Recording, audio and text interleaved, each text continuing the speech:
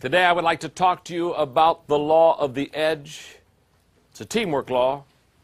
Basically, here's what it says. The difference between two equally talented teams is leadership. Got a question to ask you. What allowed the Chicago Bulls to win 7 NBA championships? Leadership. Michael Jordan, Phil Jackson. And isn't it interesting now as Los Angeles has won 2 straight NBA championships?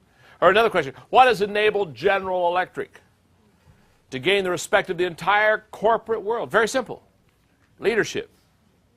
His name is Jack Welch. Or what secured the victory for the United States in the Persian Gulf War? Leadership. Colin Powell. Schwarzkopf. Everything rises and falls on leadership. All things being equal, 2 teams come together. The team that has the best leadership will win. I love the book of Proverbs because of its wisdom. 2 classic Proverbs that really underscore this law. Proverbs 29:2. When good people run things, everyone is glad. But when the ruler is bad, everyone groans. Isn't that classic? Or Proverbs 29:4, a leader of good judgment gives stability, an exploiting leader leaves a trail of waste. I was up in, where was I? Dayton, Ohio, doing a Peter Lowe seminar last year. And on the program that day were a lot of people, but 2 of the people that were on the program are 2 of my favorite people, Zig Ziglar and Lou Holtz. So we had lunch together. And whenever you have lunch with Zig and Lou, you just basically eat. Because the 2 of them are going to do all the talking. And I let them talk because I eat and take notes. Because, I mean, they have clever thoughts and ideas and humor, and I just take notes and listen to them carefully and then put them in books and then let those boys buy the books. But anyway. So, you know, Lou Holtz has been a very successful football coach. But a couple of years ago, he went to the University of South Carolina, a team that has not been successful. In fact, as we were having lunch that day, Lou had just finished his first season with the University of South Carolina, and they had not won a game. They were winless. So we're having lunch, and I'm saying, Lou, how's the team going to do this year? Of course, when they were winless this first year there, he had inherited a team that really didn't have depth, that didn't have a good bench. I mean, he inherited a very bad team. But he'd been there a year, so he'd been able to put his disciplines, his coaching, his leadership on the stamp on the team. And, of course, he had already recruited 1 class. So when I was asking, I said, Lou, how's the team going to be this year? He got real excited. And I thought, I don't know if you should be excited about this team. But he got real excited, and he said, John, he said, I want to guarantee you something. And he just got right down my face. He said, I want to guarantee you something. He said, I guarantee you this year the University of South Carolina will have a winning team, and we will knock off of the top 10 list one of the major college teams this year. I guarantee you we'll do that. So I said, whoa, that's pretty big from a team that didn't have any wins last year. I think it was the 3rd game of the year. They came down to Georgia, or Georgia went to them. I'm not sure where, but they played Georgia. At that time, Georgia was ranked in the top 10, and the University of South Carolina beat them. So I get my little note card out, and I said, Lou, you are a prophet. You did exactly what you said. Good luck for the rest of the season. Said a couple other things and sent it off to him. Well, Lou Holtz not only beat Georgia that year, but I think they won 9 games and went to a bowl game, of which in the bowl game they won. Now, what causes a team that continually loses and the previous year doesn't win a game to turn around and win 9 games and go play in a bowl game on New Year's Day? It's very simple. The answer is leadership. Everything rises and falls on leadership. The best thing that can happen to a team is for them to get a good leader. In fact, it was Lou who taught me several years ago that a bad coach with good players will lose. But a good coach with average players will win. And this incredible law of the edge says that leadership helps the team to win. In fact, in your notes, leadership always makes a difference for an organization, but perhaps never greater than when two equally talented teams are in contest. One of the best leadership books I've ever read, it's a classic book, is The Leadership Challenge. This is a marvelous book because it helps really reduce down to very simplified form what leaders do. Posner and Kozas, who wrote this book, basically said, we're going to find and study and discover leadership, and we're going to reduce it down to its simplest common form. Basically, they said leaders do 5 things. Let me share those with you, and then let me share with you how that works with the leader's edge. Number 1, leaders challenge the process. In other words, they don't accept status quo. They don't accept things as they are. They're always asking the question, why? How could this be better? Why do we do it this way? What should we change? They're constantly challenging the process. They don't go with the flow. They ask hard questions. They buck the system. They have probably a courageous entrepreneurial spirit. They challenge the process. That's one thing that leaders do. The second thing that leaders do is they inspire a shared vision. They have the ability to take a vision and inspire people with that until it becomes a shared vision. Remember earlier in one of the training tapes on one of the laws, I talked about what does a leader do well? A leader takes the dream or takes the vision and takes it from me to we.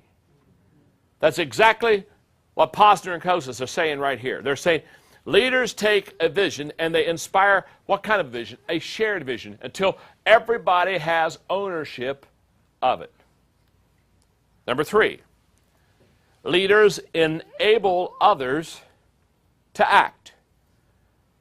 In other words, leaders become catalysts for people to move forward and to act. They lift people. They mobilize people. People are invigorated by their leadership and seem to become more action-oriented when a good leader is around. Number 4, leaders model the way. Leaders become good examples. They show the way, they go the way, they know the way. In other words, leaders understand that people do what people see. And so therefore, they're constantly modeling for their people the type of leadership, the type of team members they want to have play for them. Number 5, leaders encourage the heart. They are chief encouragers. Let me define encouragement for you. I think encouragement is the oxygen of the soul. Encouragement breathes life into people. Remember when you were a kid, I don't know, did you ever do the song when you were a kid in elementary school, "Oh, give me a home where the buffalo roam"? You know, home on the range, that's what it's called, home on the range, remember? And where there's that little part in the song that says, where there never is heard a discouraging word. I've never found that place. I go to Texas a lot. I've never found that place yet. Keep looking for it. But wouldn't it be wonderful to be in that kind of an atmosphere, in an environment, as Ken Blanchard talks about, raving fans, where you encourage and enable people to go to a whole new level where you really do become wind beneath their wings. Now, what these two guys say in the Leadership Challenge is that leaders do these 5 things very effectively. They challenge the process, they inspire shared vision, they enable others to act, they model the way, and they encourage the heart. Now, here's what I think is interesting about the 5 things or 5 observations of these two men concerning what leaders do effectively. 4 of the 5, numbers 2, 3, 4, and 5, are all directly team-related. All 4 of them. Now, challenge the process, that can be done individually. You could look at things as an individual and say, I'm not sure it should be that way, and ask some of the hard questions. You don't have to always challenge the process with a team, but I will tell you this. If you're going to inspire a shared vision, that's with a team. If you're going to enable others to act, there is an assumption there.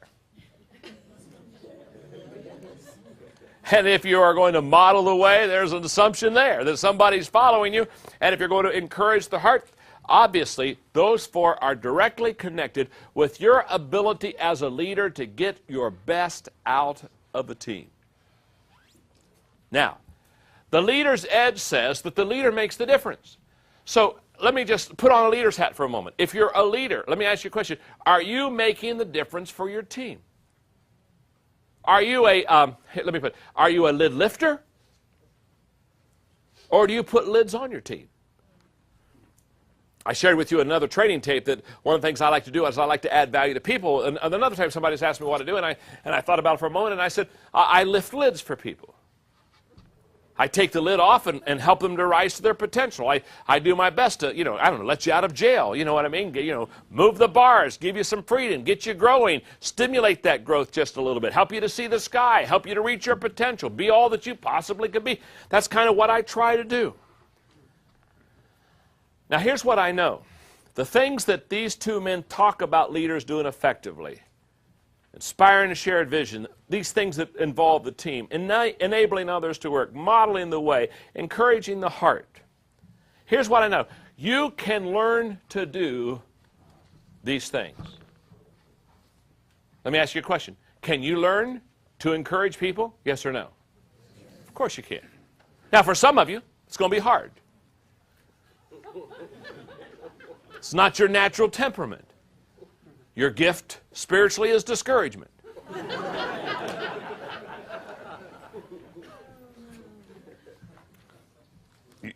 You okay? In fact, if you're not sure who you are, ask me after this session. I've been with you all day. There are some of you I just want to meet. I mean, you just have a smile, you just want to go out and meet you. There are some of you, let's wait a day or two.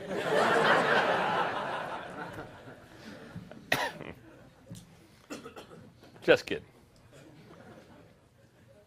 So if you're not sure, during a break, come up and see me. Because I'm always amazed at people that are in the people business, and I see this all the time, people that are in the people business that aren't any good with people.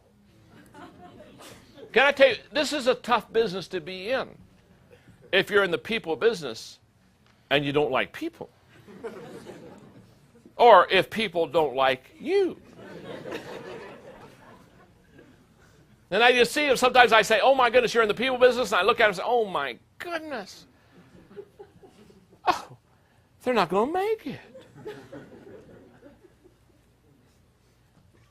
Now, I don't do this, but there are a lot of times when sometimes I just want to go up to people and say, do you know you're in trouble?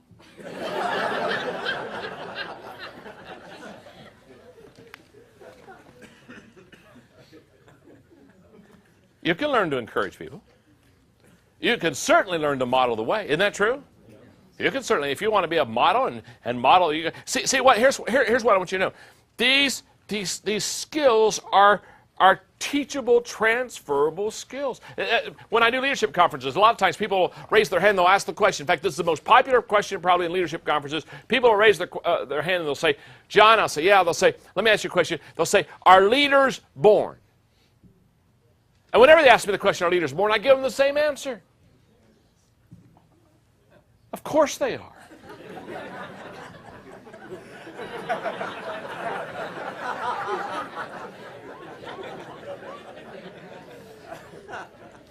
Think about that question.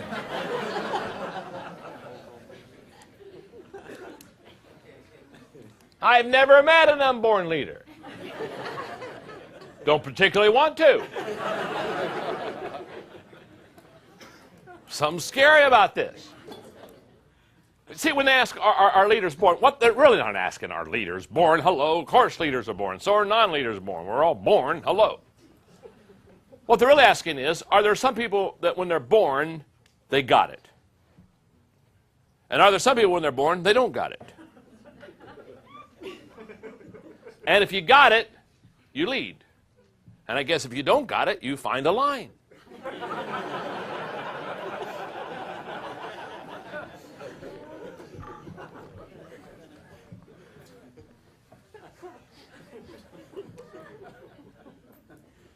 What's wonderful about training people to be team players. What's wonderful about leadership is that people can learn how to do this. You can learn how to be a leader. You can learn how to be a good team player. You can learn how to develop a good team. It's not an accident. It's not an accident that teams that consistently win because they have good leadership. So I want to call a timeout and say to you, if I were sitting in this room and had the notebook open, and if I would be taking notes right now, and I just had a teacher say that the law of the edge says that the difference between two equally talented teams is leadership, if that's where you are, and if I heard that, the first thing I'd be saying to myself is that if that is true, the law of the edge says the difference in leadership is based, or the difference in a team is based on leadership, then what I would do is I would do everything in my power to learn how to lead effectively. And here's what is most important, and here's what I don't want you to miss. When you become a leader, one of the things you understand when you become a leader is that you're not only responsible for yourself, but you are responsible for others. The law of accountability. One of the things that I think is kind of a continual load that leaders have is the fact that they're always going to be accountable. But here's the good news. I guess the bad news is it gets a little heavy, doesn't it? I guess the bad news is that the load gets a little heavy, and you kind of carry the team, and you sometimes have to pull the team, and you have to lead the team. I guess, but let me give you the good news. The good news is, if you're a leader, you're the only person on earth that has the ability to multiply yourself through others. And the moment you understand that, then you'll commit yourself to developing your team and training your team and spending time with your team and raising them up to a whole new level, because you'll understand as a leader now, as you go, the people go. And if you go well, they go well. And if you win, they win. And guess what's more fun than winning by yourself? Winning with others. And that's the law of the edge. The law of the edge says that leadership makes the difference.